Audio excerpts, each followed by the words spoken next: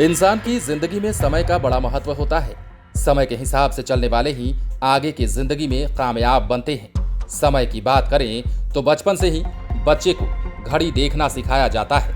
माना जाता है कि अगर बच्चे को समय देखना आएगा तभी वो समय की अहमियत को समझ पाएगा।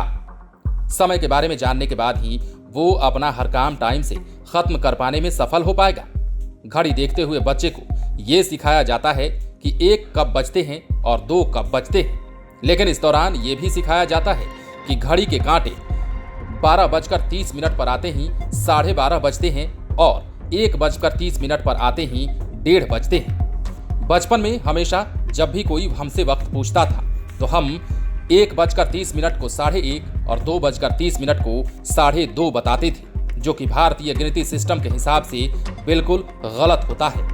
हिंदी भाषा में हम 1:30 के लिए 1:30 और 2:30 के लिए 2:30 का इस्तेमाल करते हैं। बचपन में जब घड़ी देखना सिखाया जाता था तब उस वक्त दोपहर में 1:30 या 2:30 बजे के आसपास कोई टाइम पूछता था तो शायद आप भी उन्हें मजाक में 1:30 या 2:30 बता देते होंगे।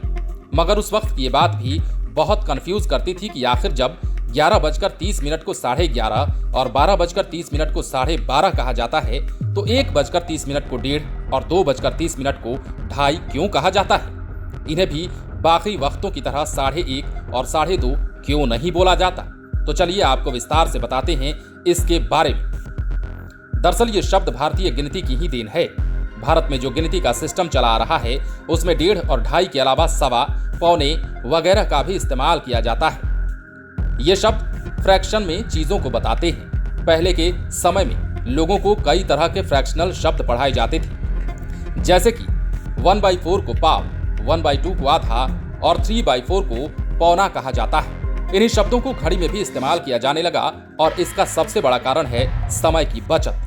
आप ही बताइए कि 1:30 से ज्यादा आसान 1:30 या 2:30 कहना है या नहीं? वैसे ही 5:15 कहने से ज्यादा आसान है 5:15 कहना, या फिर 3 बजने में 15 मिनट जब बाकी हो तो इसे 2:45 कहना आसान होता है। सीधे तौर पर कहें तो एक छोटे शब्द के इस्तेमाल से सब कुछ क्लियर हो जाता है। इसलिए हिंदी के गणित के शब्दों को घड़ी के लिए भी इस्तेमाल किया जाने लगा।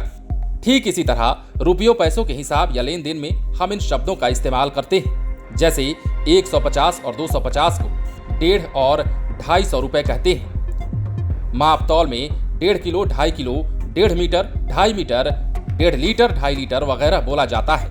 अलग अलग देशों में फ्रैक्शन को लिखने के तरीके भी अलग अलग हैं। फ्रैक्शन का आधुनिक ढंग भी भारत की ही देन है। समय में, रुपए पैसे में तौलने में फ्रैक्शन के इस्तेमाल के पीछे कोई रॉकेट साइंस नहीं है। ये एक तरह से इंडियन स्टैंडर्ड और ट्रेंड का मामला है। बने रहें लाइव सिटीज के साथ। यदि आपने इस चैनल को सब्सक्राइब नहीं किया है तो सब्सक्राइब कर लीजिए ताकि हम आपको खबरों से अपडेट रख सकें।